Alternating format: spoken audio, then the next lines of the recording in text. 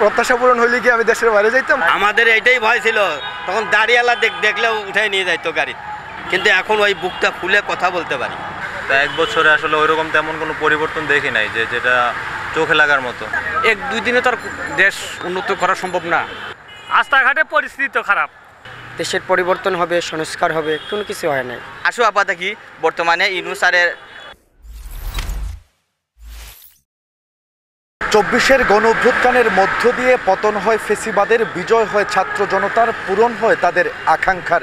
তবে যে উদ্দেশ্য বা প্রত্যাশা নিয়ে তারা এই আন্দোলন করেছিলেন, ফেসিবাদের পতন ঘটিয়েছিলেন, গত 1 বছরে এই প্রত্যাশা কতটুকু পূরণ হয়েছে?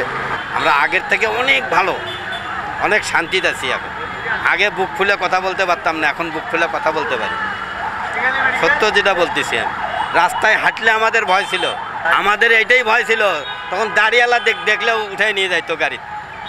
দাঁড়িয়ালা দেখলে, যুব্য পরা দেখলে তারা হলে শিবির জামাত বলে উঠাই নিয়ে চলে যাইতো, কিন্তু এখন ওই বুকটা খুলে কথা বলতে পারি না, এই ভয় আমাদের নাই। এখন আমাদের জন্য এই দেশটা খুব শান্তি। আমাদের যেমন প্রত্যাশা ছিল ওইরকম তেমন কিছু হইতে আমরা দেখি নাই আসলে। মানে আমরা যেমনটা ভাবছিলাম যে রাতারাতি মনে অনেক কিছু হয়ে যাবে, তা 1 বছরে আসলে ওইরকম তেমন কোনো পরিবর্তন দেখি নাই যেটা চোখে লাগার মতো। তো আসলে ছাত্রদের যে আন্দোলন ছিল ওইটা খুব ভালোভাবে সফল হয়েছে এটা মনে হচ্ছে না। আশা রাখি, কারণ হচ্ছে আশা করাটাই আমাদের একমাত্র ভরসার জায়গা। করছিলাম তো ভাই ভালোর জন্যই, ভাবছিলাম যে দেশটা চেঞ্জ করব, কিন্তু দেশের মানুষ আমরা তো আর সবাই ভালো না, কেউ ভালো চাইতেছে, আবার কেউ আবার জায়গাটা নষ্ট করতেছে, এরকম কিছু ভাই। প্রত্যাশা পূরণ হইলে কি আমি দেশের বাইরে যাইতাম ভাই? আইএলসে পড়তেছি দেশের বাইরে যাওয়ার জন্য। যত তাড়াতাড়ি সম্ভব যাওয়া যায়। আমি আমার আব্বা আম্মাকে বলছি টাকা রেডি দেখো, আমি চলে যাবো। নেত্রকোনা থেকে আসছি এখানে আইএলস পড়তে।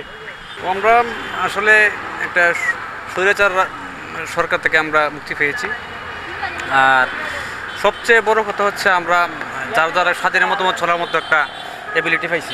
আগে তো কোনো কিছু বলা যেত না, যে কোনো কিছু বললে মানে ভিতরে একটা ভয়ভীতি কাজ করতো, এটা থেকে আমরা মুক্তি পাইছি।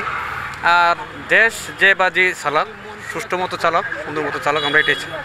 1-2 দিনে তো আর দেশ উন্নত করা সম্ভব না।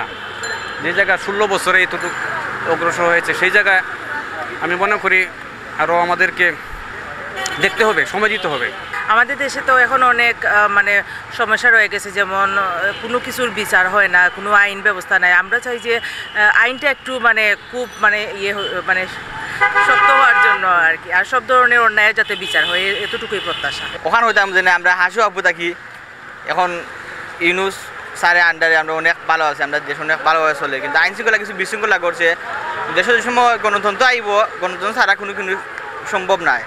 যে সময় দেশের রাষ্ট্রকরণ হইব, গণতন্ত্র আইব, ঠিকও আইনের শাসন আবার পুনরায় আইব, আমরা আশাবাদী আছি। বাট এখন কিছুটা হইলে বিশৃঙ্খলা কাটের, যেমন যে কোনো মানুষের নিরাপত্তা আমরা দেখলাম মনে মানুষ নিরাপত্তায় ভুগে কিছু হইলো, এটা আস্তে আস্তে টাইম লাগবো। আর স্বাধীনতা সপ্তাহ বাদে আমরা ওখানে হইতে পারবো, যেন আমরা হাসু আপা থাকি বর্তমানে ইউনূস স্যারের তত্ত্বাবধানে আমরা অনেক ভালো আছি। দেশ তো আগের চেয়ে অনেক ভালো আছে রে বাবা, দেশ আগের চেয়ে অনেক ভালো। আমরা তো চলতেছি ভালো, আমার তো গরিব যেরকম আছি আগের মতোই তো গরিব আছি আমরা। আমার তো আর ভালো মন্দ কেউ বুঝতেছে না। যারা রাজনীতি করে তারা বড় হয়, তারা বাসাবাড়ি করে, আর গরিব গরিবই থাকে। রাস্তাঘাটের পরিস্থিতি তো খারাপ, আগের চেয়ে অনেক ভালোই আছে। দেশের জন্য আন্দোলন করছে, উন্নতি হয়েছে, যে মনে করেন অন্যজন কার উন্নতি হয়েছে, গরিব তো গরিবই আছে। আমরা শান্তিতে এখন বাস করতে পারতেছি, এটাই আমাদের যে প্রত্যাশা নিয়ে আমাদের যে আন্দোলনটা হয়েছে, গণবিপ্লব হয়েছে, সে স্বৈরাচার যে পতন হয়েছে, আমরা আরেকটা স্বৈরাচার মনে করতেছি আগাম নির্বাচনের মাধ্যমে একটা স্বৈরাচার বসিয়ে দেব। সো আমাদের যে উদ্দেশ্য ছিল, যে আন্দোলনটা করছিলাম, সেটা সফল হয় না। আগামীতে কী অবস্থা হবে আল্লাহ জানে। এখন খুব অস্থিতিশীল অবস্থা।